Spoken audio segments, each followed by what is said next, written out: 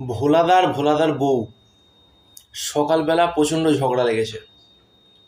দুজনের মধ্যে প্রচণ্ড কথা কাটাকাটি ঝগড়ার পর ভোলাদার বউ বলছে, তুমি এই যে আমার সঙ্গে আজকে ঝগড়া করলে, আমি এক্ষুনি মায়ের বাড়িতে চলে যাব।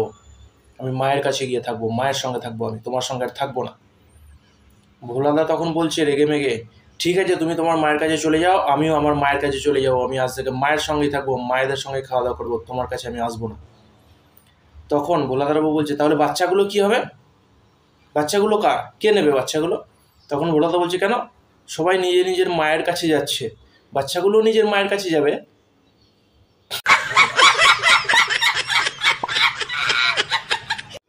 ভোলাদার বউ ভোলাদাকে বলছে, আমার গলার আওয়াজ তোমার খুব বিরক্ত লাগে তাই না? তোমার সবসময় মনে হয় যে আমি ক্যাচ ক্যাচ ক্যাচ ক্যাচ করি, তাই তো?